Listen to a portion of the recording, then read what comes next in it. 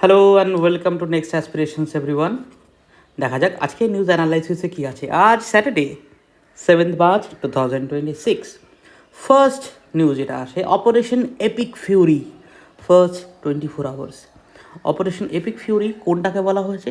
ইরানের বিরুদ্ধে ইউএসের যে অপারেশন হয়েছে, যার মাধ্যমে Iran versus US Israel war হলো, সেই অপারেশনটার নাম হচ্ছে operation epic Fury.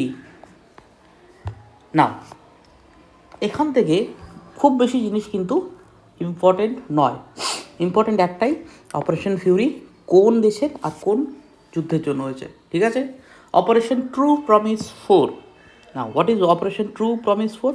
Operation true promise 4 হচ্ছে ইরানের রেসপন্স, অর্থাৎ ইরান রেসপন্ড করেছে যখন। ঠিক আছে, প্রথমে কী বললাম আমরা? ইসরায়েল এরা আনছে অপারেশন এপিক ফিউরি। কার বিরুদ্ধে আনছে?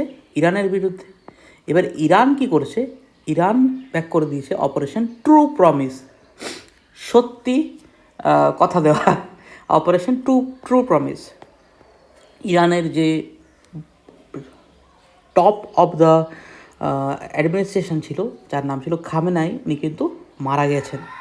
ওনাকে কিন্তু মেরে ফেলা হয়েছে একটা ড্রোন স্ট্রাইকের মাধ্যমে। তাহলে কোশ্চেন কী আসতে পারে? What is operation true promise? A military retaliation operation launched by Iran against Israel and United States. Next, NITI Aayog UNICEF India partnership, অর্থাৎ নীতি আয়োগ এবং ইউনিসেফ একটা পার্টনারশিপ করতে চলেছে। কিসের জন্য? Niti Aayog and UNICEF signed a statement of intent to improve health and nutrition outcomes in underserved region of India. অর্থাৎ health and nutrition সেক্টরে এবার কিন্তু অনেক বেশি এফোর্ট দিতে চলেছে নীতি আয়োগ এবং ইউনিসেফ মিলে। দেখা যাক what is the purpose of NITI Aayog UNICEF India statement of intent to strengthen health and nutrition intervention in aspirational districts and aspirational blocks of India. আমার পিছনে একটা রুস্টারের আওয়াজ শুনতে পারবা। I am very sorry for that. আমি কোনোভাবে ওই রুস্টারের আওয়াজটা কমাতে পারছি না, and I don't know why mic সেই রুস্টারের আওয়াজটা ক্যাপচার করে নেয়। ঠিক আছে, Indian economist wins University of Chicago's alumni honour. What is University of Chicago alumni award for professional achievement?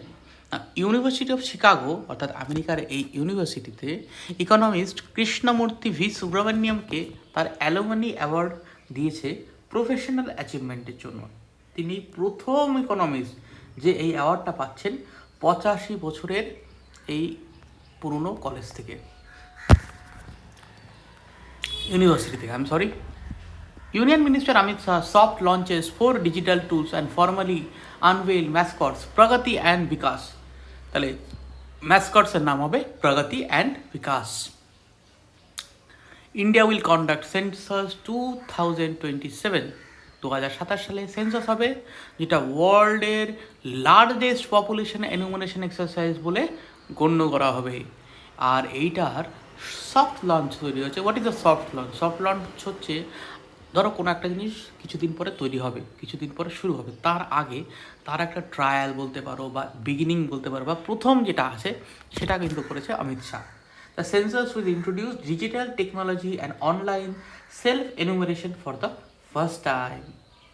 দুটো ম্যাসকট এসছে, একজনের নাম প্রগতি, একজনের নাম বিকাশ। একজনের নাম প্রগতি, একজনের নাম বিকাশ। ভীষণ ইম্পর্টেন্ট কোশ্চেন হয়ে যাচ্ছে এটা। Who launched digital platforms for census 2027? Answer হবে Amit Shah, and name of the census will be, name of the mascots will be Pragati and Vikas. Next কি পাওয়া যাচ্ছে? India and Finland sign multiple agreements to strengthen bilateral ties. আজকে ভারতবর্ষ বিভিন্ন দেশের সঙ্গে বারে bilateral টাইজগুলোকে improve করার জন্য এমওইউ সাইন্স করছে। ঠিক আছে, তো আলটিমেটলি এখানে দেখা যাচ্ছে ফিনল্যান্ডের সঙ্গেও কিন্তু একটা এমওইউ সাইন করা হয়েছে।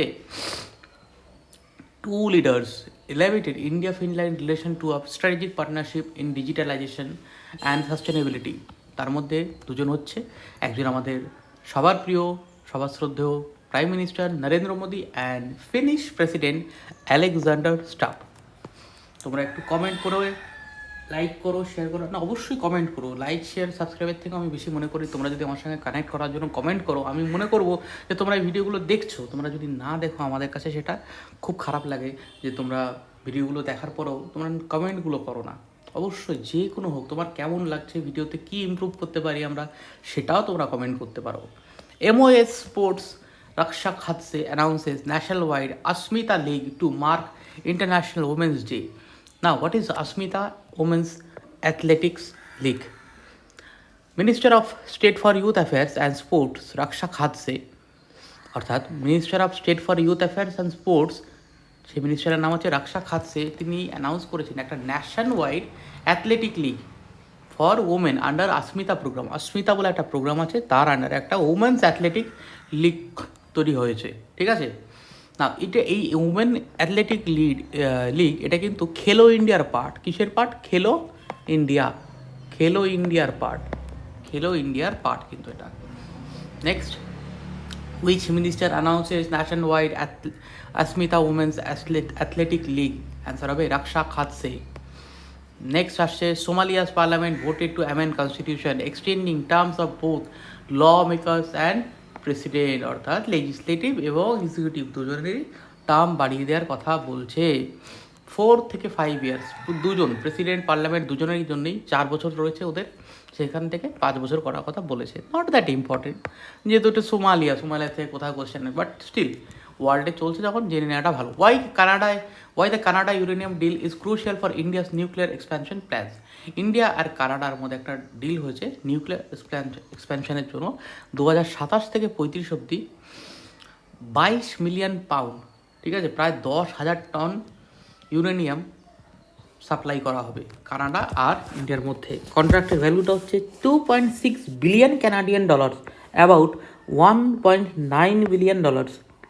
Uranium will be use to fuel India's nuclear reactor. ইন্ডিয়ার যে নিউক্লিয়ার রিয়াক্টারগুলো আছে সেইগুলোকে ফুয়েল করার জন্য এদেরকে লাগবে। Which Canadian company signed a long term uranium supply deal with India? Cameco. ঠিক আছে, অ্যান্সার হবে Cameco. Next, why the torpedoed Iranian warship is a political problem for India? Iranian warship IRIS দেনা, যেটাকে ইউএসের একটা সাবমেরিন ডুবিয়ে দিয়েছিল শ্রীলঙ্কার কাছে, একটা ডিপ্লোম্যাটিক অ্যান্ড স্ট্র্যাটেজিক চ্যালেঞ্জ হয়ে গেছে ইন্ডিয়ার জন্য। 32 জন সেলারকে রেস্কিউ করা হয়েছে এবং 100 জনের মতন সেলিয়ার্স তারা মিসিং বা ডেড। তৃতীয় বিশ্বযুদ্ধের পরে এই প্রথম এইভাবে কোনো সাবমেরিনের দ্বারা একটা সারফেস ভেসেলকে ডুবিয়ে দেওয়া হলো। Just before the attack, IRS Dena participated in the International Fleet Review 2026 hosted by India in Visakhapatnam. ইন্ডিয়াতে হওয়া যে ইন্টারন্যাশনাল ফ্লিট রিভিউ, সেখানে IRIS ডেনা কিন্তু পার্টিসিপেট করেছিল। ফলে ইন্ডিয়া আর ইরানের মধ্যে একটা সমস্যা, টেনশন কিন্তু বেড়েই চলেছে, পাশাপাশি ইন্টারন্যাশনাল প্রেশারও রয়েছে। It will be very stupid to support one side. এই যুদ্ধে কোনো একটা পার্টিকুলার সাইডের দিকে যাওয়ার ভীষণ স্টুপিডিটি, কারণ না ইরান ভালো না আমেরিকা ভালো। আমাদের মনে রাখতে হবে সেই ভালো যেটার জন্য আমার ইন্ডিয়ার লাভ হবে, ইন্ডিয়ার যেখানে লাভ সেটাতেই আমার টার্গেট থাকা উচিত। সেই জন্যে সাইড চুজ করা কিন্তু এই যুদ্ধটাতে ভীষণ মুশকিল। যাই হোক, আজকের মতন এই অবধি, দেখা হচ্ছে আবার পরের ভিডিওতে। Till then, thank you, goodbye and Jai Hind.